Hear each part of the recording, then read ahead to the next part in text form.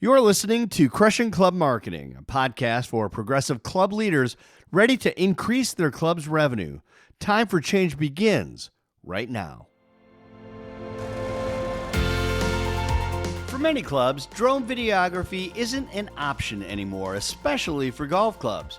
You can find aerial footage of golf courses all over the internet, but just because it's a drone shot doesn't mean it's good. Russ Bennett, the owner of Bird's Eye Media, specializes in golf course drone videography and has captured footage around the world. In this episode, Russ shares his perspective on drone videography that every GM should hear before hiring a crew. There was a time, a long time ago, when the only way you could get aerial footage was if you rented a helicopter and put a pilot and a videographer up in the air to film. And that's right, film, like with actual film and not, SD cards. But anyway, it was time consuming.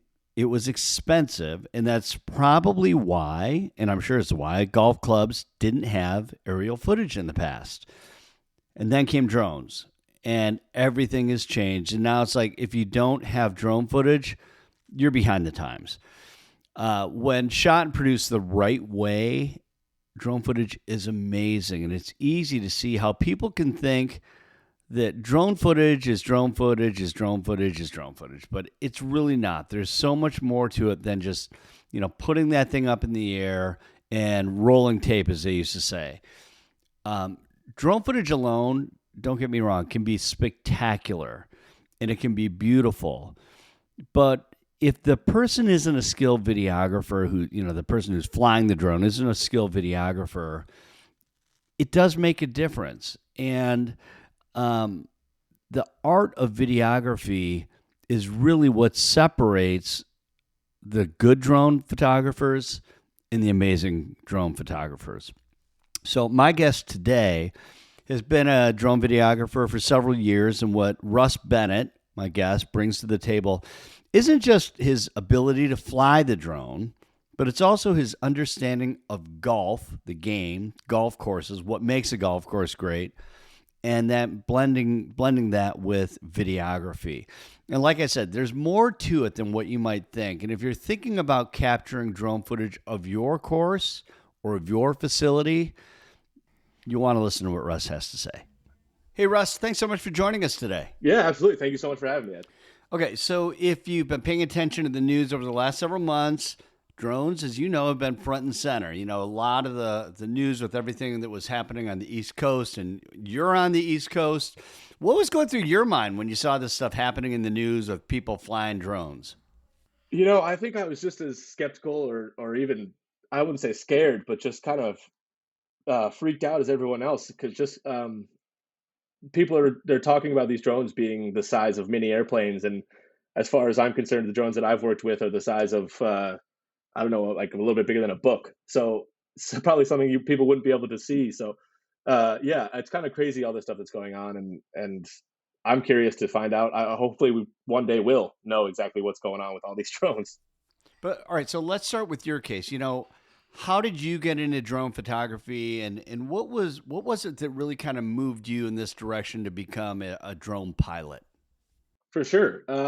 So I went to Providence College to pursue a marketing degree, and ended up out of school working for a corporate job as a project manager in an ad agency, and wasn't fully in love with it. And then COVID hit, so I had a little bit of time, a little bit of extra time, a little bit of extra money.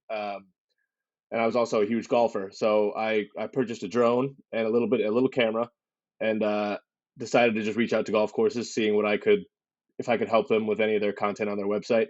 My mom's actually a photographer, so I got kind of a little bit of that gene from her. And yeah, it's just it succeeded a little bit early on. I noticed that there was a little bit of traction, and golf courses were interested in doing some footage and some photographs for their course. So it just kind of took off from there, and now I'm pursuing it full time. So it's fun, and it's a cool way to have a creative outlet. Yeah, and it's an interesting thing. And your mother was a photographer as well. And so, but, I'm curious, with a lot of young kids, when their parents go and do something, they go do it. But did you actually Did you actually take an interest in what your mother was doing with her photography? No, and probably the opposite in that. In fact, we'd always have to line up for our Christmas card every fall, and it was always like, seriously, we got to do this again. Um, but no, as I started to kind of find that passion for myself, it was a nice resource to have. She was a nice resource to have to lean on to really understand like how camera specifications work. Maybe not necessarily drones, but real cameras and just kind of the numbers, like things like shutter speed and that type of stuff was nice to have her to lean on for that. So you mentioned your love of golf. How is being a drone pilot with the understanding of the game of golf different for you than maybe someone who doesn't play the game? Yeah, I mean, I think if you've really never been on a golf hole, you aren't really sure exactly what to look for. In fact, in the industry, a lot of the times I'll see it fly over, and it's pretty simple. Not that those people don't love golf, but it's just kind of over the tee and then over the green. I like to incorporate some lower shots, say around the green, like from the back of the green, to really show kind of the undulations and um, I don't know what exactly you're dealing with in terms of terrain around the green, whereas you might not get that from just straight up above the green. So just that's an example. But I think if you've swung a golf ball and you've been kind of all over the fair, like all over a hole, you know kind of what a golfer wants to see, rather than just like a simple okay straight line straight to the green kind of thing. You want to really get all the architecture and all of the components that come with the hole. So, what do you actually have to do to become a licensed drone pilot?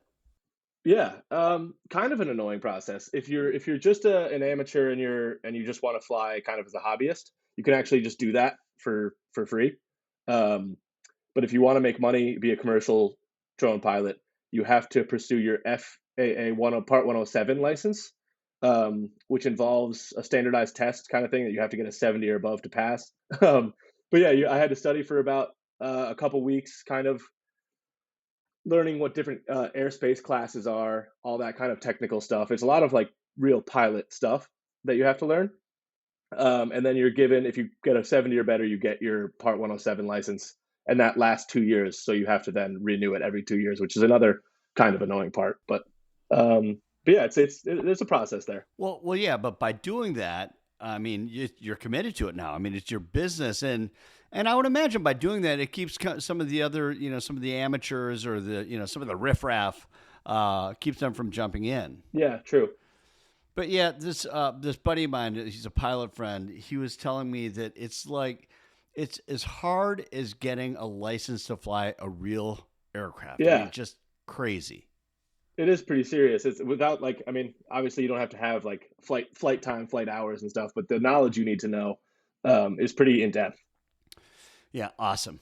I'm sure there are a lot of local and state laws that apply. But what are some of the basic, laws that you're aware of, or maybe, somewhere you live that might be more generic laws that club leaders should be aware of that these things could come into play, especially if they're considering putting a drone up in the air around their golf course.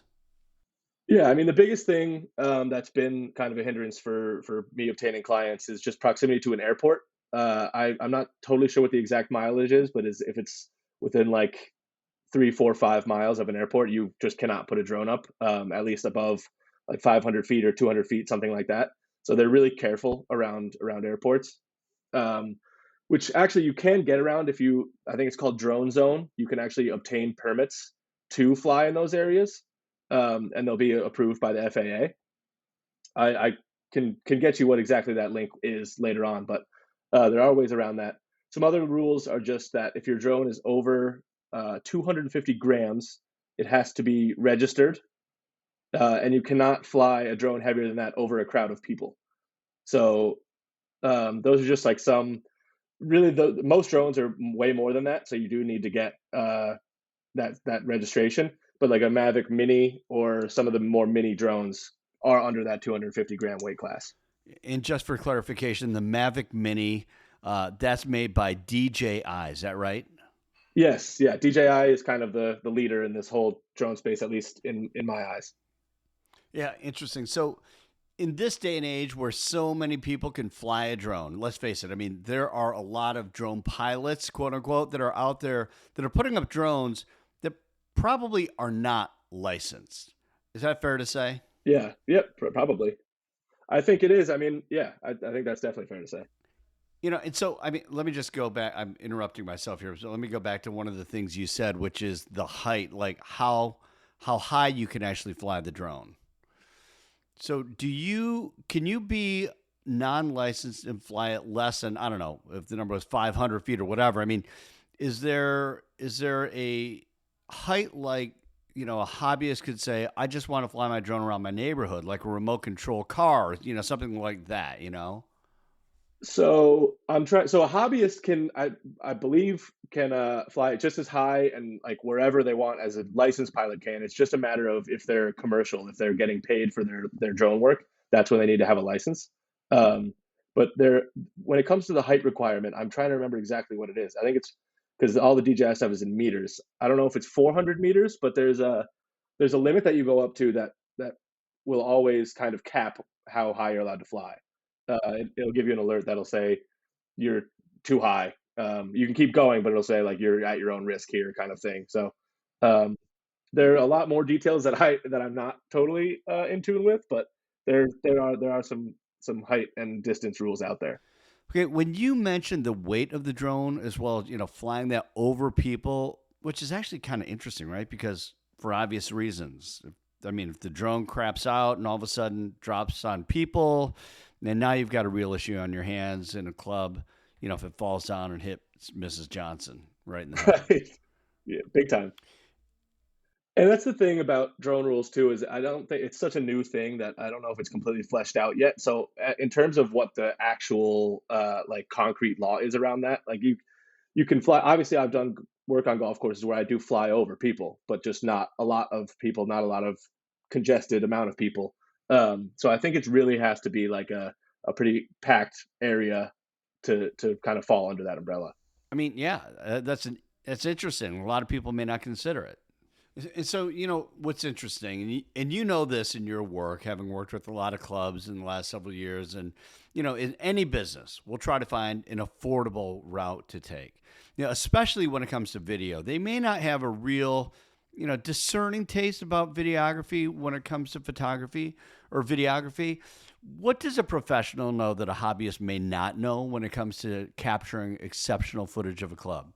Yeah, I mean, I think you see it a lot. I see it a lot when I'm looking at courses that I might reach out to become prospective clients. I'll see that they have some kind of drone footage, but it'll be this choppy kind of people like it was thrown together in 5 minutes, so there wasn't much care. There wasn't really. It was kind of like, okay, let's do one take. Let's really edit this very simply, and then let's just put it on the website just to say we have drone footage. But I think if you like when you're looking for a more professional look, it's gonna have it's kind of in two parts. The filming and the editing is kind of where you see a lot of the impact. The filming itself, it's not jerky. Obviously, it's the new tech and it looks good. It's like 4K, um, and it's kind of highlighting the things that you want to see. It has good angles. It's not just a very simple look. You know what I mean? And then in the editing aspect, there's a lot that can go into that. Whether it's kind of like filtering, color correction, speed ramping, kind of like up like making it go faster and slower so you can see more of the course in less time, and really just cuts and things like that. I think a lot goes into the professional work that an amateur really might not be able to be capable of. Uh, you mentioned a couple of things I just want to clarify for people who are listening. Yeah. You mentioned new tech and 4K. Hmm. Okay, so let's just do a quick flyover, quote unquote, of what that is. But when you say 4K, what does the listener need to know about that? Yeah, so I mean, as far as DJI products go, for the most part, in 2024, 2025 now, everything is pretty much going to be 4K. The drone I started off with was the Mavic Mini in 2020, and it was 2.7K, which is still high quality. But when you're talking about quality like that, there are some drones that only shoot 1080p, so it's just a little bit fuzzier. It's not really like as high end as you can get, and it just might take away from some of the beauty of your golf course on the footage. Uh, and obviously goes lower than that 720p. So, but those drones are kind of things of the past. But there are having that 4K look, I think, is pretty important when you're trying to capture something like a golf course that has so many details and so much beauty that can be captured. Right. I mean, it just makes the experience that much richer, Yeah, right? exactly. So, and the one big thing I think that's easy to get caught up with, and I'd love to get your thoughts on this, but when you're not really familiar with video or video production, it's easy to get caught up in the tech part of it. Like you said that, which is like, the videographer who's like, talks about what they shoot on and format. And, it's almost like they're saying, look at all the big toys I have. And yet so often it's about the art, the craft of capturing images that bring in the viewer in a different way, is it not? 100%. I think. I mean, you touched on it earlier. It's not really how much money you can spend on these fancy equipment. It's like you said, a golfer or an amateur versus a professional photographer and someone who knows golf. They're going to know what to shoot, um, and it's a lot about style than it is just simplicity of here's a thing. It's how can we show this thing in a good way. How low can you fly? Or how low are you comfortable flying? I recognize you can get pretty low, but how low are you able to fly it? And how low does it make sense to fly low? I guess, I mean, how low gives the prospective member or the viewer a sense of what they're seeing, all the undulation of the course? Yeah, I mean, I'd say I'm pretty comfortable. So I have a couple different kinds of drones, which we can get into if we want. But the main drone that I fly is like kind of a cinematic type drone, and that one I'm pretty comfortable flying a meter above the ground, just because it doesn't go crazy fast. So I know that like if I need to, I can kind of just pull up really very quickly, and everything should be fine. And to answer your question on whether it's really important or you need to go that low to the ground, I do think there are some cool shots you can get where if you're moving somewhat quickly along the ground, there's a cool motion blur that looks like you're kind of flying low to the ground, and the grass is kind of moving beyond you, and it's just it can be a cool look. And then you rise up over the green. There's a lot of options you can do, but I think that is a cool shot to utilize. Yeah. Okay. So without geeking out over the different types of cameras, you said something though that I think at least triggered something in my brain and maybe other people as well about a cinematic camera. Yeah, sure. So I'll just so I there's two main drones that I use. There's the DJI Mavic Air 2S. That's the cinematic drone I use, and then I have the DJI FPV, which like goes 80 miles an hour and is kind of crazy, but can get some cool um, shots. If you ever watch like the Masters, they've been incorporating a lot of those shots where they're kind of going along the water and through the clubhouse. That's an FPV drone. But when I say cinematic, it's the Mavic Air 2S drone, which obviously moves slower, but has really good camera capabilities. And no, I think cinematic to me at least it's more movie like. It's like more epic than those fast dynamic shots might be with a different kind of camera. So, like, what do people need to know about that? Because for a lot of people, drone footage is just drone footage. But when you mention things like a cinematic camera, can you just mention what types of camera for is good for some things and what might be used for other things? Yeah, I think whatever the newest iteration of the Mavic, the Mini one is. I think there's a Mavic Mini 3 right now, which is it's pretty cheap. It takes unbelievable footage and photo. I think one of the bigger drawbacks with the minis is the battery life is a little bit less, but you're under that 250-gram weight, so you don't really I don't like you don't need to get it registered, and um, and you can fly it over people. And I think that's a really good way to kind of get into the whole industry. That's how I started it, and it worked out well for me. So I that's what I would suggest. So let's just say someone is listening to this and they're dead set on getting a drone for their club. The superintendent's already said that's what he wants to do or whatever. What would be a good starter drone for someone like that? Yeah, so if you just buy the drone itself with the controller, I think it's somewhere around a little over $1,000, I think. But you're going to want to get a couple more batteries with that, maybe an SD card. So it might be somewhere more around 1,500. But I would need to be checked on that price because that that could be outdated. Yeah, right. Well, thank goodness for the Google machine, right? We can find the Yeah, answer yeah. online.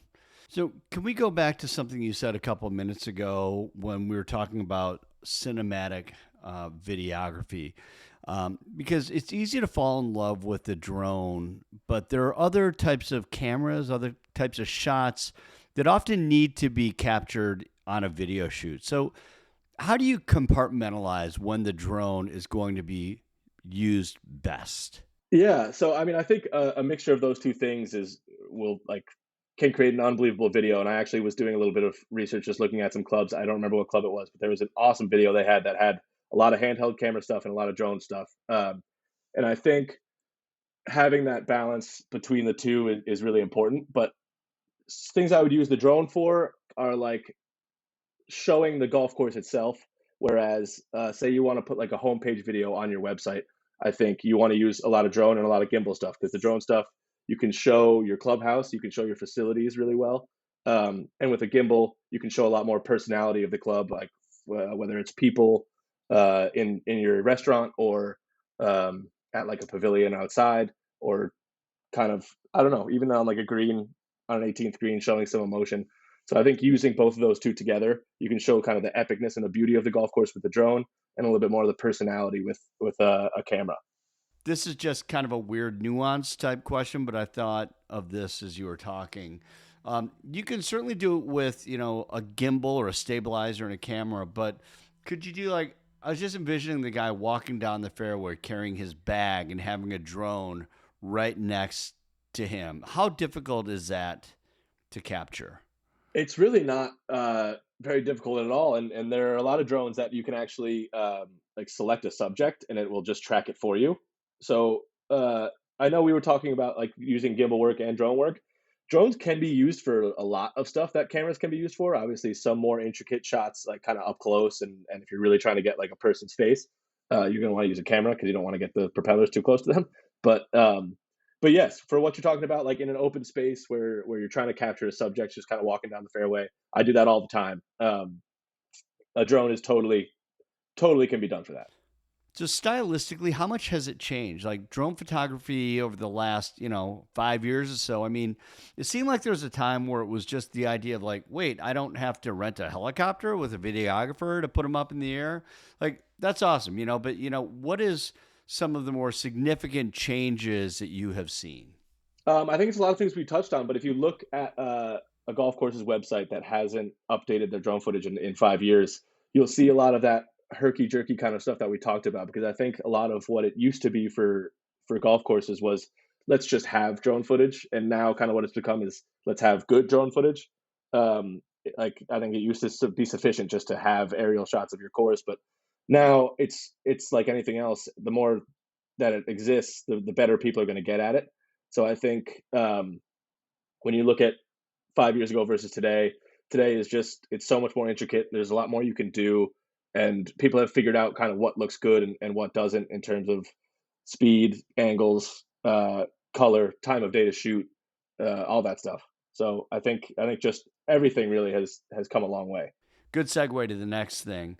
Let's just talk about for people that are, considering using more drone videography. Um, how do you approach a shoot? Yeah, so I mean, I'll talk to the course obviously initially, and I think one of the biggest things with them is if they're super serious about it and like are very into this process, then they'll ask, like if they don't want to have golfers on the course, then they'll usually give me like a little bit of a window, like a 2 hour window to block off tee times so I can go out and kind of do my work. But a lot of them who just kind of don't care, they're just like, all right, go ahead, do your thing. Um, and they'll send you out with a cart and just say, all right, dude, like whatever you need to do, get it done. But my process is really I like to do my cinematic stuff. So like my montages of the course, the facilities, a little bit of the course and a little bit of the clubhouse and all that stuff. I like to do that in the morning and afternoon when it's golden hour. You get some good shadows over the course, over the clubhouse. It makes everything look just a good color and a beautiful spectacle. And then when it comes to doing the actual flyovers of the holes, which is another service kind of, I guess, that drone photographers can do, I like to do that when the sun is at its not at its highest, but it's high in the sky, so you can really get all the details of the course itself. Um, so that's when it gets tricky because if there's golfers on the course, then you kind of have to work around them. But Yeah, my process is that way. Morning and night, do the pretty stuff, and then middle of the day, do the nitty gritty stuff. So then, how often are you having clubs or your clients tell you, no, actually, we'd like to have people on the course? Not many have said they prefer it, but a lot are say like it's fine if there are. Just they just don't want me to disturb the play necessarily, which is kind of hard to do because if there's somebody walking down a fairway and there's something buzzing over them, it can be a little bit disturbing. Um, but no, for the most part, people don't want people on the holes while I film them, but they do like people in the more cinematic montage shots, if you will. Yeah, sure. I get that. And it's a little bit of a loaded question from my perspective because I actually think that having people on the course or in club spaces actually is more engaging as a viewer. It's like that shot of the father and son or mother, daughter, whatever, the family walking down the fairway and playing golf together. It just makes the viewer say, I can see myself doing that. It sort of puts them in the video in a way, which is pretty powerful. 100%. I think, and I love incorporating those shots. I think, and that goes kind of on the more like we were just talking about the meat and potatoes is when I'm doing the flyovers. That's kind of when you're just highlighting the golf hole. But when it comes to like the homepage video or just a montage of your course on your site, definitely you want some subjects in there. So, like you said, you can imagine yourself being there, or just kind of get more of the humanity and personality side of the business. Okay, I want to go back to the lighting conversation quickly because I know this is true when you're shooting, videotaping other things. A lot of times, a gray day for videography can actually be really good. But for capturing drone footage, do the same rules apply? Definitely, definitely. I think gray days can be awesome. It just it's can be, especially when I'm doing the flyovers of the holes. It just makes everything a little bit easier when it comes to not having a bright sun in your line of video. And even in golden hour, like when some streaks of sun poke through, it looks stunning. But yeah, no, I think cloudy days can totally be utilized in a lot of different ways. So you and I had a conversation previously about scheduling a shoot for a club, and making sure you get all the stuff you wanna actually capture for the footage. Ideally, you'd mentioned that you'd actually like a couple days to film, so you have a lot of options. Is that right? Definitely, it's possible to do it in one day if you have a good day and there's not a lot of golfers on the course, and you show up at like right after sunrise, get a lot of your shots in. Middle of the day, do your hole by hole stuff, and then at the end of the day, do your sunset stuff. It's capable of being done, but yes, like you said, I like to do at like I try and come at least 2 days for two reasons: to get hopefully multiple shots if there's like one day is cloudy, one day is sunny, and also you just don't know when you're shooting if you've never necessarily gotten everything that you want to get. So even if you're coming back the second day and just spending 30 minutes to an hour to make sure you have everything you need after you've checked on the first day like what you have, um, I think it could be useful to come back for a second day for sure, or even a third if you're working with a 36 hole course or a really big resort kind of that has a lot of property. Yeah, it's one of those things that for people, I think when they see the end product, they go, "Oh wow, that looks amazing." But when you're actually filming, a lot of times you don't actually know how good it is, and sometimes when you're filming, you may not like the movement or the wind might hit it a certain way, and so when you get to post production, the one thing is you just like to have more options to work with, and by having multiple takes, it makes it easier. Yeah, and I mean, I'm just remember like whenever I go on a shoot, a lot of the times if I'm doing a hole by hole, I'm on the sixth hole and I take off, and I'm halfway through it and I just make a little bit too much of a jerky motion. I got to bring the drone back and do it again because it's not good enough. Right. Yeah. Ultimately, I mean, this is how I think about the creative process in general as it relates to, any organization. It comes down to what your expectations are. Because if you're thinking about doing this, you got to ask yourself, are you okay with just anything? If it looks passable, are you okay with that? Or are you really trying to do something exceptional? And I think that people have to ask themselves, those questions when they're making a decision, you can always find people to do the work, right? And it might be fine, but do you want something that's fine or do you want something that's really exceptional? And I'm going to, you want something that's going to stand the test of time. Yeah, I think that's a lot of the times what the decision these clubs are facing is do I want to like one of the biggest mistakes I know I see sometimes with clubs is I'll reach out to them and they'll say, "Oh no, we have our member do it," and I'll go to their site and look at their drone footage, and it's that herky jerky, uh, badly colored, just not not a good representation of their course. And I think spending a little bit of money on something that you can have for the next decade um, on your website is a very good investment because it shows everyone who goes to your site that how amazing your golf course is and that you take it seriously and you're willing to put a little bit of investment into not only how it looks but how you represent it. All right, just a couple questions left for you here. First, what is it about clubs that you really like to shoot? What do you like filming them? I mean, what is it about them that you really just intrinsically enjoy and appreciate? Well, obviously, I love golf, but I also love the fact that every club is unique. Whether it's a municipal, it's a completely private club, it's a half private club. I think there's something to be taken away from every single one of them, and there's obviously just golf in general is it's how many acres do you have on a golf course? A lot. So there's so much to shoot, and so many different ways you can shoot it. So I think whether it's the clubhouse, the golf course, the driving range. I don't know. I just love the topic, and it's really endless how much footage you can actually get of it, and the subjects as you touched on. It's 3 humans, 4 humans on 1,000 square feet of space, like on one hole. So it's cool. It's grand. It's I don't know. I really like it. So, for club leaders that are thinking about this, what are some of the questions they should probably ask a drone videographer before they hire them? Yeah, I mean, I think one of the biggest things they can ask for is just samples of work that they've done before. That way, you can get a really good taste of the style of the photographer and um, just work they've done in the past, and if you resonate with it. Uh, and obviously, some of the more trivial things like, do you want golfers to be on the course? Uh, how many days? What time do you want to come? That kind of stuff. But I think the biggest thing is just to look at a sample and maybe hop on a call with a photographer and talk through what your kind of mission is and what their perspective is on it. And I think that's if it's a match, then you should work with them. Got it. Yep. Interesting. Well, this is really helpful, Russ. Anything else for people that are interested in getting a bird's eye view of their course? Where can they find information about you and your work?